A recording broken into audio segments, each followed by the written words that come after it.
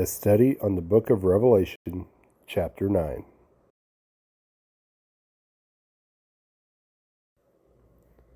Revelation 9:1. Abyss opens. The fifth trumpet judgment is blown.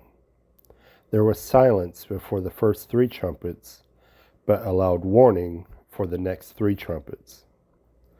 There is no definitive reason why, but here are some interpretations. While the first three judgments are bad, they are not as severe as the latter three.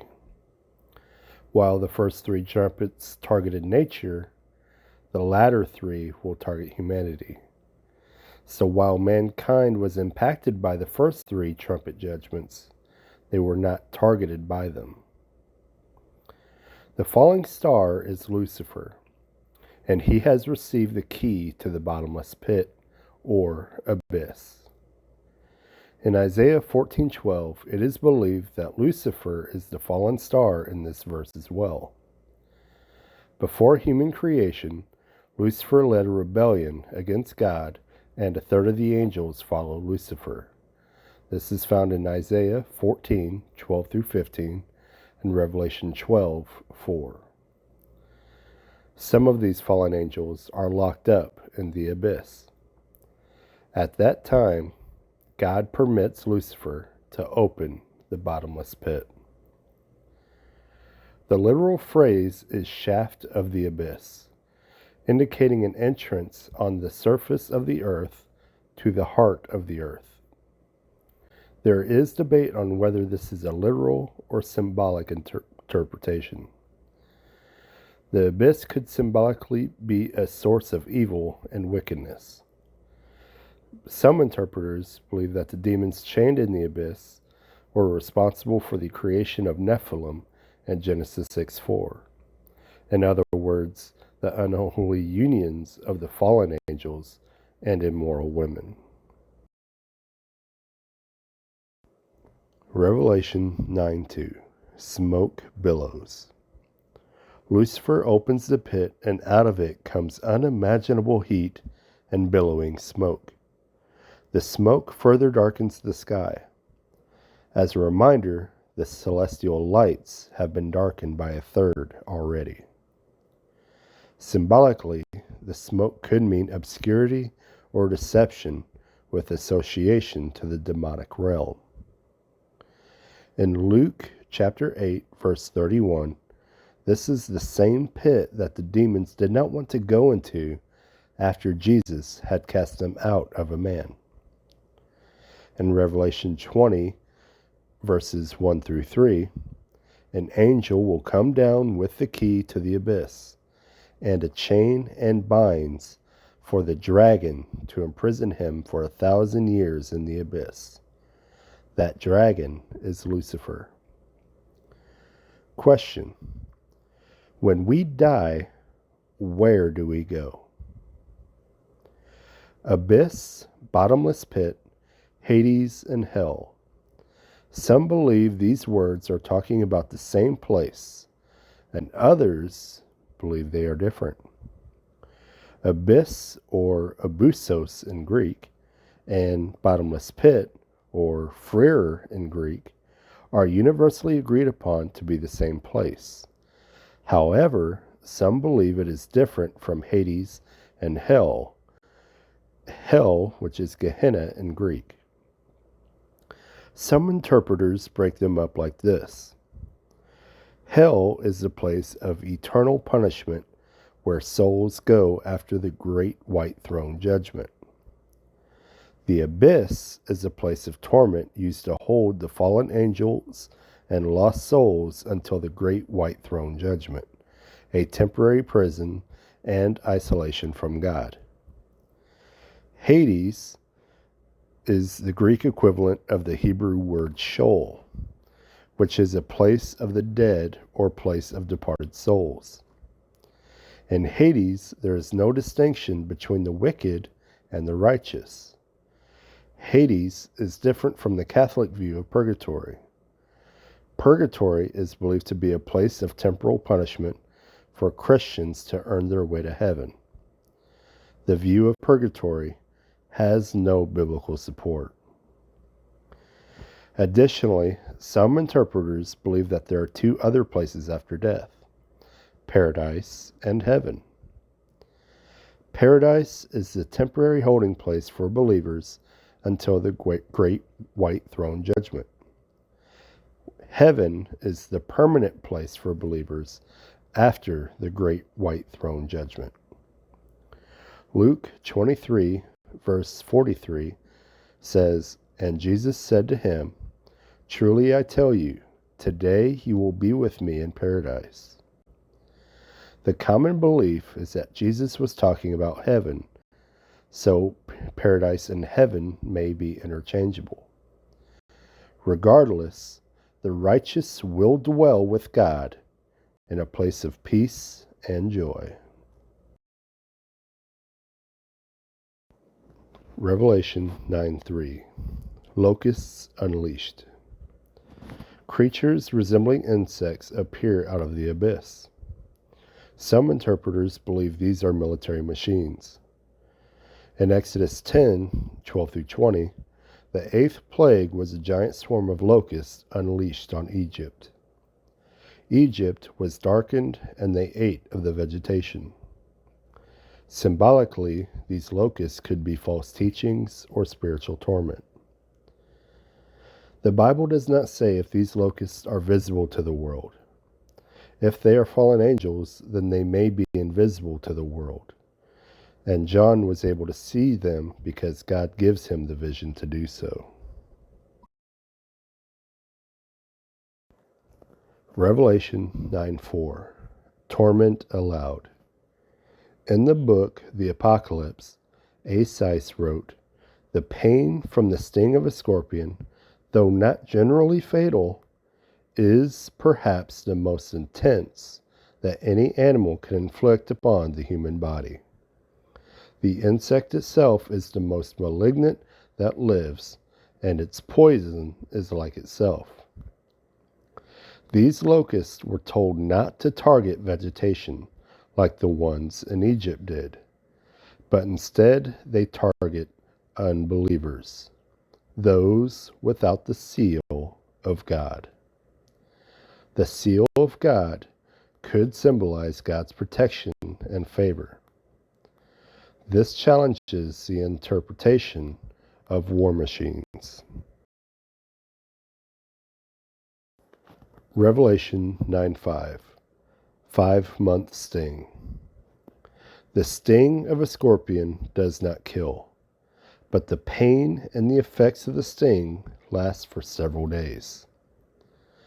5 months equals 150 days. The floodwaters in Genesis 7, verse 24, lasted for 150 days. The number 5 often symbolizes incompleteness or a need for completion in the Bible.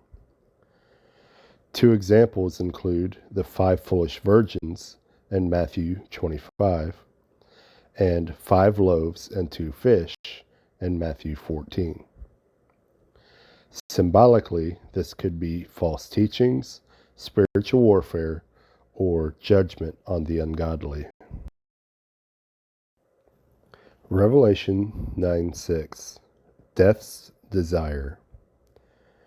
Those stung by these locusts are in so much pain that they no longer want to live. This is not a pain that they ever get used to. We just know that they cannot die. Interpreters think that it could be because they are immobilized. Others think that those stung are immune to drugs and chemicals. And some others think that it is supernatural intervention, possibly due to the abyss being opened, which is where the lost go when they die. Scripture suggests that the effects of the sting last 5 months. Revelation 9:7. Grotesque army. This verse describes the locust's appearance. Horses prepared for battle could symbolize the power aggression, and destruction the locusts bring. Crowns of God could symbolize authority, leadership, or victory. Nothing is going to be able to stop these locusts.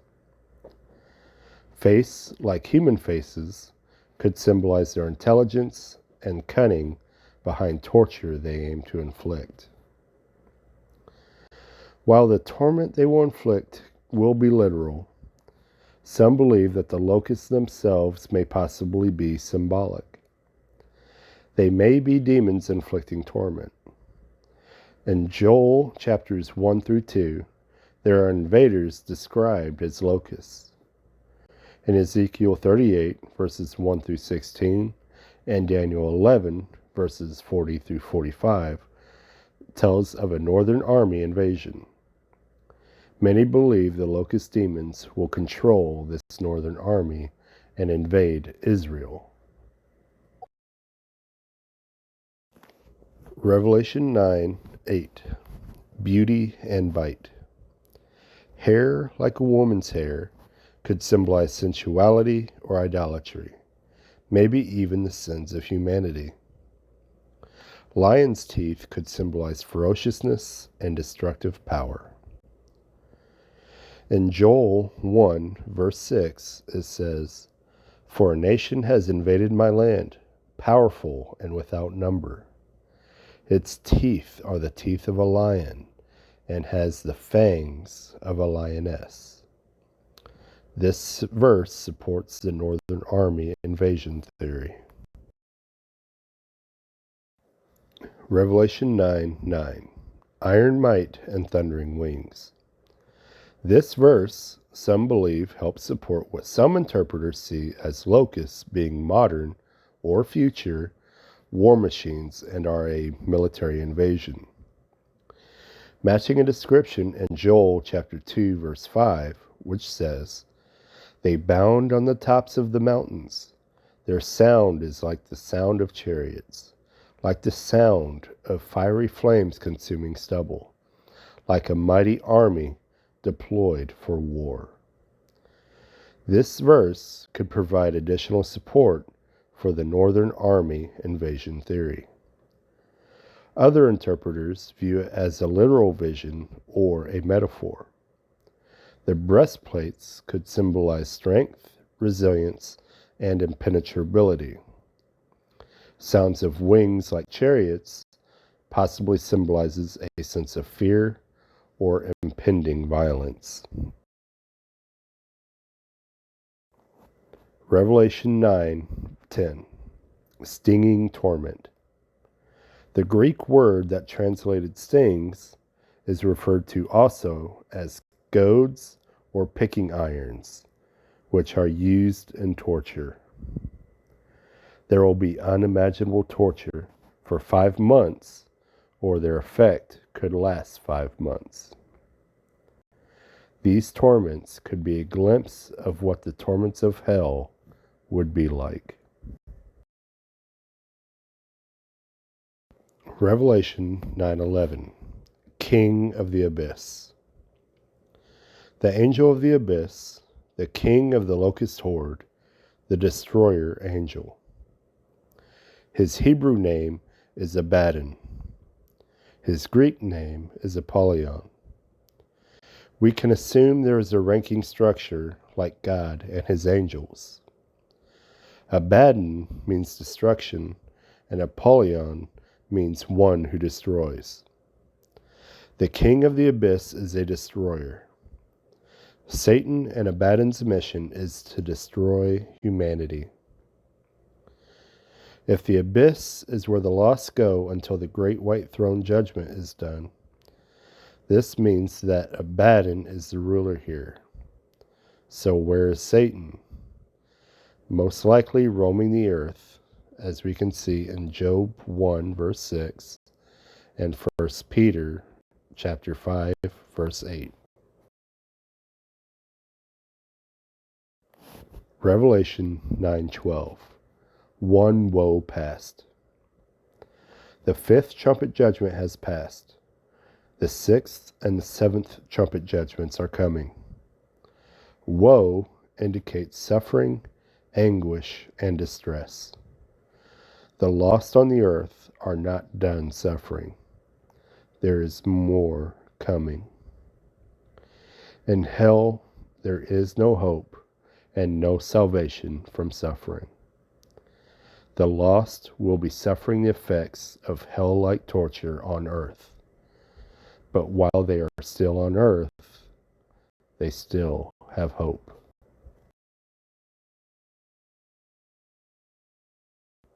Revelation 9:13 through 14. Prepare for more.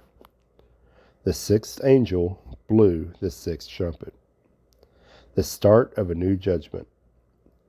The altar sounds like the golden altar of incense found in Exodus 27 verse 2 and 30 verses 1 through 10. Remember, incense symbolized prayers going up to God. The four angels are leaders of the invasion. They are four special satanic angels. The Euphrates River was the divider between Assyria and Israel. It is in this region where it is believed Cain killed Abel, and it is also the place Nimrod began his kingdom. Revelation 9:15. The sixth trumpet ready. The purpose of these four demons was to kill 1/3 of the world's population. Revelation 9:16. 200 million. The invading cavalry is 200 million strong. In Isaiah 8, verses 7 through 8, it covers an Assyrian invasion. In Ezekiel 38, verses 1 through 4, it talks of Gog and Magog, possibly a leader of Russia and his country. Most interpretations view the number as symbolic, but it is a vast and destructive force that would overwhelm many. Revelation 9:17 through 18. Fire, smoke, and sulfur. Breastplates of fire red, hyacinth blue, and sulfur yellow. Fire may symbolize judgment, destruction, or God's wrath. Hyacinth could symbolize royalty and majesty. And brimstone, also known as sulfur, symbolizes fire and destruction. The lion's heads could symbolize power and ferocity.